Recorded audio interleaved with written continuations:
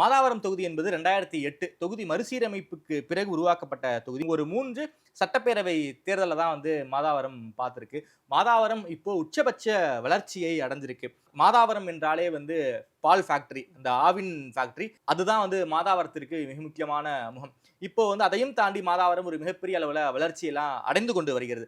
Metro போட்டிருக்காங்க. So metro மாதாவரத்தை connect பண்ணுது. அதன் காரணமாக மாதாவரம் இப்போ ஒரு வளர்ந்து வரும் இடமாக, ஒரு அதிக ரியல் எஸ்டேட் நடக்கக்கூடிய ஒரு தொகுதியாக மாதாவரம் மாறி இருக்கு. அதற்கு மிக முக்கியமான காரணம் மெட்ரோ மாதாவரத்தை கனெக்ட் செய்வதுதாங்கிறது மிக முக்கியமான காரணமா இருக்கு.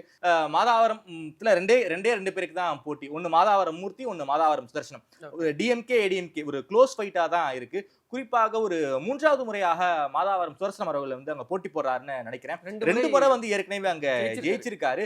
திமுகவுடைய மிக முக்கியமான முகமாக மாதாவரம் சுதர்சனம் அவர்கள் இருக்காரு. அதே போல அதிமுக மிக முக்கிய முகமாக மாதாவரம் மூர்த்தி அவர்கள் இருக்காங்க. இந்த க்ளோஸ் ஃபைட்டுங்கிறது இந்த 2 பேருக்கு மட்டும் தான். வாக்காளர் விவரங்களை பத்தி சொல்லுங்க சந்தோஷ். வாக்காளர்கள் பார்த்தோன்னா ஒரு பெரிய தொகுதியா தான் இது இருக்கு. ஆண் வாக்காளர்களே 2,05,922 பேரும், பெண் வாக்காளர்கள் 2,14,596 பேரும், 4,20,000 வாக்காளர்கள் இருக்காங்க. ஒரு பெரிய நம்ம பார்த்ததுலேயே ஒன் ஆஃப் தி பிகெஸ்ட், நாம பார்த்த தொகுதியிலேயே அதிக வாக்காளர்கள் உள்ள தொகுதி மாதாவரமா தான் இருக்கு. வேட்பாளர்கள் விவரங்களை பார்த்தோம் அப்படின்னா மாதாவரத்துல நீங்க சொன்ன மாதிரி 2 முறை தொடர்ச்சியா எம்எல்ஏ இருக்கக்கூடிய, சிட்டிங் எம்எல்ஏ இருக்கக்கூடிய இவரு திமுக சுதர்சனம் எஸ் களமிறக்கப்பட்டிருக்காரு.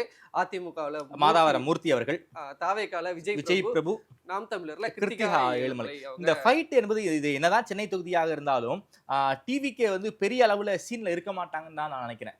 ஓட்டு இருக்கலாம், ஆனா ஒரு ஃபைட் என்பது இந்த 2 ஃபைட் தான் ரொம்ப முக்கியமான ஃபைட். ஒன்னு மாதாவரம் சுதர்சனம் அவர்களா, ஒன்னு மாதாவரம் மூர்த்தி அவர்களா தான் ஒரு மோதலா இருக்கும். ஏன்னா அந்த அளவுக்கு தொகுதியில 2 பேருமே கிரவுண்ட்ல இருக்காங்க. ஒருத்தர் மட்டுமே கிரவுண்ட்ல கிடையாது. டிஎம்கேவும் கிரவுண்ட்ல இருக்காங்க, ஏடிஎம்கேவும் கிரவுண்ட்ல இருக்காங்க. 2 பேருடைய பேரும் அந்த தொகுதி முழுக்க பரிச்சயமான பேரு.